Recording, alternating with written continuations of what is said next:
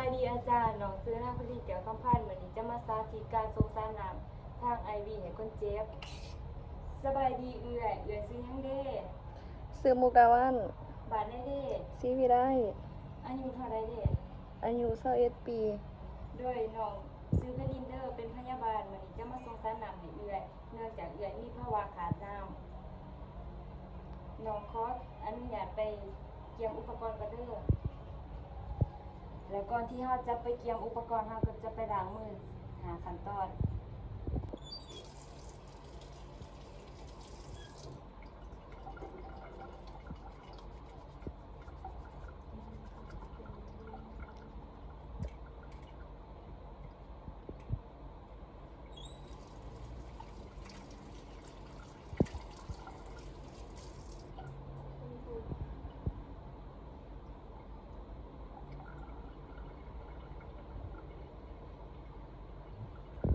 หลังจากนั้นก็มาล้างมือด้วยแอลกอฮอล์ 70%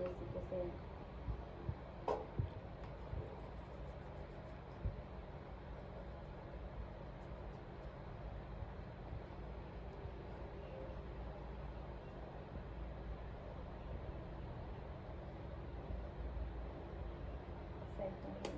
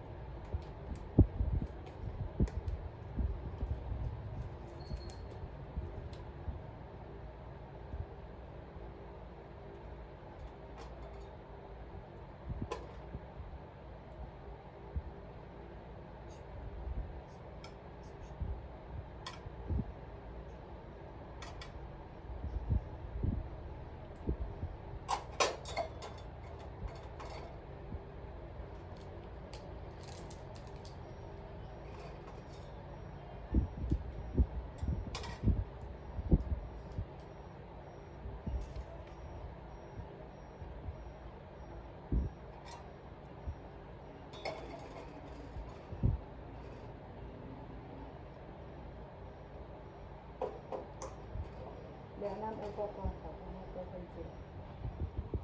ขออนุญาตเด้อเอื้อย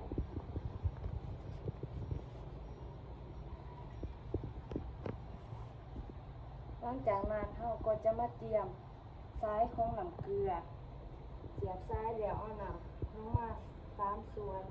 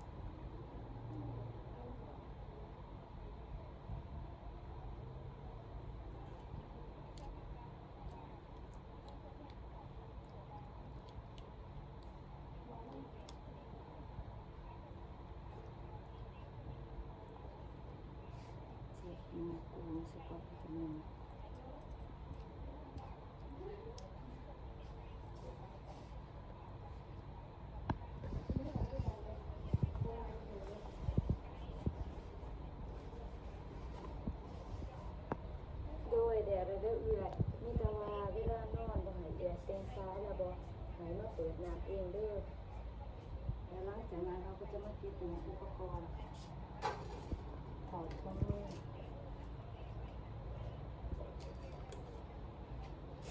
ล้างมือ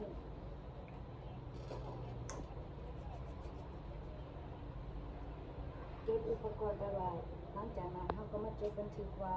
เราได้ให้นำให้คนเจ็บไปจัดอีกโดยการสาธิตกับบทเพียงเท่านี้ขอขอบใจ